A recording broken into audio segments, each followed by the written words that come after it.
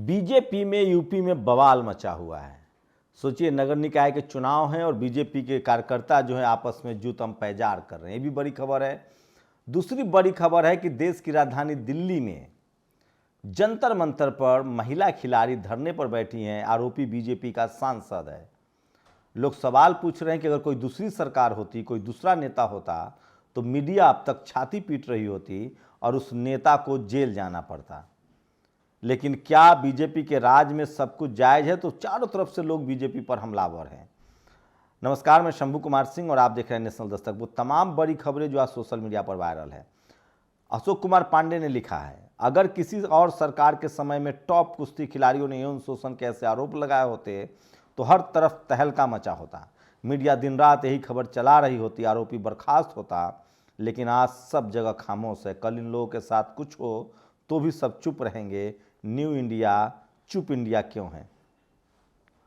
प्रधानमंत्री मोदी ने शेयर किया ये तस्वीरें। कर्नाटक में चुनाव हैं, लेकिन उनका ध्यान फिलहाल जो है वो केरल पर है। और केरल में आज रोड शो पर वो पैदल चले। आज लग रहा था कि रोड शो है और लोग फूलों की बारिश कर रहे थे। मैं आपको बता दूं कि फूल जो है वो खरीद के दिए जाते हैं ज़्यादातर जगहों पर। ये तस्वीरें अंजुल बमरौलिया ने शेयर किया। देखिए, कहीं तेलंगाना की तस्वीरें हैं जहां एक ट्राइबल कम्युनिटी का आईएएस है। वो बाबा साहब के कितने मुरीद होंगे, उनकी जो स्टैचू लगी है उसमें इस तरह से हाथ है। उसी जगह सोचिए, तेलंगाना के ही एक दलित सांसद जिसका आनंद मोहन ने हत्या कर दी थी, जिसमें उसको फांसी की सजा मिली थी, बाद में उम्र कैद हुआ। नीतीश कुमार ने कोई संशोधन करके उनकी रिहाई का रास्ता खोल दिया है, जिसको लेकर मायावती जी ने भी ट्वीट किया और पूरे देश में बहुजन समाज के लोग इस बात को लेकर गुस्से में हैं। अगर तेजस्वी यादव, नीतीश कुमार इस बात को नहीं ध्यान देते हैं तो आगे वाले समय में कम से कम बिहार में तो इसका झटका उनको लगेगा। क्योंकि इस देश में मुस्लिम समाज हो, शेड्यूल कास्ट की समाज हो, सबसे ज़्यादा यूनाइट समाज है। अब पीएम केयर्स फंड का मुद्दा फिर से सामने आ गया। इस बार ट्वीट किया है मल्लिकार्जुन खड़गे ने। उन्होंने कहा है कि PM cares, PM shares, PSU public money, PMO affidavit told. Supreme court ने, सरकार ने कहा कि कोई पैसा सरकार का नहीं है। दिल्ली हाई कोर्ट में भी कहा कि fund is not state public authority. जबकि ये डेटा देखिए, लगभग 2900 करोड़ रुपए जो है पीएम केयर्स फंड में वो ONGC, NTPC, power grid corporation, Indian oil corporation, power finance corporation, REC limited, NDMC, NMDC limited, Bharat petroleum, Petronet, LNG, GAIL, ये तमाम वो कंपनियां जो भारत सरकार की नवरत्न हैं, इन्होंने इनको फंड किया था। तो ये सबसे बड़ी खबर है। सूरज कुमार बौद्ध ने लिखा है कि तेजस्वी यादव, नीतीश कुमार को सबसे बड़ा झटका लग सकता है अगर आनंद मोहन वाले कदम को उन्होंने पीछे नहीं लिया तो। इसी कड़ी में आज ममता बनर्जी से और अखिलेश यादव से नीतीश कुमार मिले हैं। इससे पहले वो राहुल गांधी से, खड़गे से, अरविंद केजरीवाल से, केसीआर से, इन तमाम नेताओं से मुलाकात हो चुकी है। तो ये लगभग तय है कि विपक्ष जो है अब पूरी तरह से यूनाइट है। मध्य प्रदेश के भिंड वाले मामले की तस्वीरें अभी भी सोशल मीडिया पर तैर रही है, जिसमें बाबा साहब की तस्वीरें डाली गई थी। एक पाकिस्तानी मूल के नेता हैं जिनका निधन कनाडा में हुआ है। उसको लेकर भारतीय मुसलमान उन पर बहुत तंज कस रहे हैं, क्योंकि वो लगातार मनुवादी मीडिया के साथ मिलकर पाकिस्तान के नागरिक होने के बाद भी भारतीय मुसलमानों को बदनाम कर रहे थे। वही अमित शाह ने तेलंगाना की एक रैली में कहा है कि मुसलमानों का आरक्षण खत्म करेंगे, आरक्षण एससी, एसटी, ओबीसी का अधिकार है। ये वीडियो देखिए किस तरह से यूपी में जूतम पैजार हो रहा है लोकल बॉडी चुनाव को लेकर बीजेपी के कार्यकर्ताओं के बीच में। ये भी सोशल मीडिया पर बहुत ज़्यादा वायरल खबर है जो मैं आपको दिखा रहा हूँ।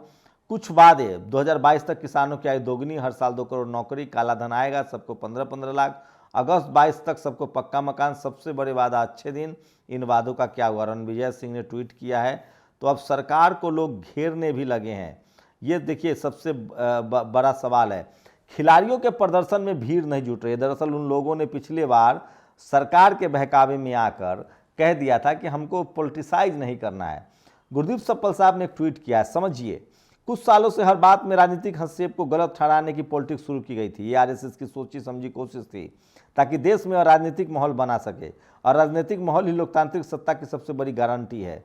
इसलिए किसान आंदोलन हो, सीए आंदोलन हो, OROP मुद्दा हो, चीनी आक्रामकता का मुद्दा हो, बेरोजगारी महंगाई की मार हो, GST से परेशानी हो, टैक्स टेररिज्म हो, एजेंसियों का दुरुपयोग हो, नोटबंदी की त्रासदी हो, हमेशा कहा गया इसमें राजनीति नहीं होनी चाहिए। ऐसा कहकर जनता की आवाज़ ही कमज़ोर कर दिया।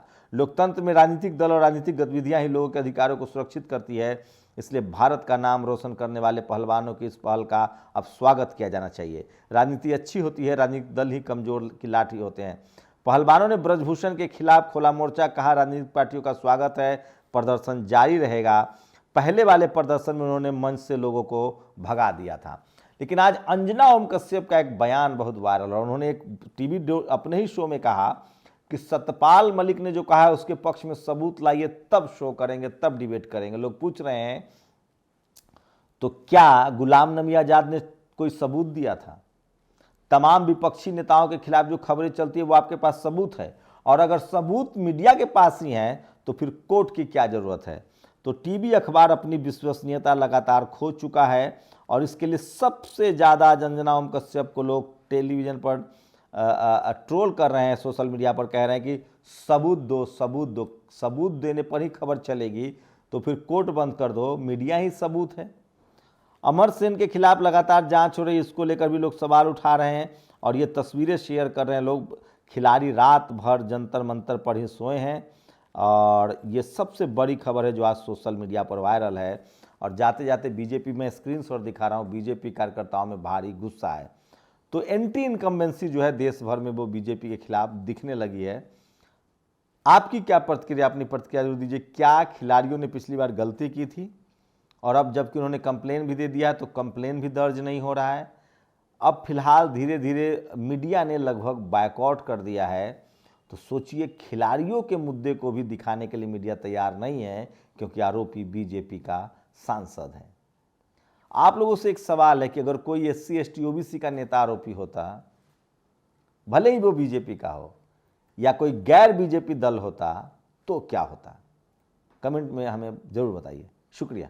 नेशनल दस्तक की आपसे गुजारिश है कि अगर इसको बचाना चाहते हैं तो नेशनल दस्तक को सब्सक्राइब करने के लिए रेड कलर के सब्सक्राइब बटन को दबाएं, फिर बेल आइकन की घंटी दबाएं। नेशनल दस्तक को बचाने के लिए बहुत जरूरी है कि हर खबर को शेयर करें, लाइक करें, कमेंट जरूर करें।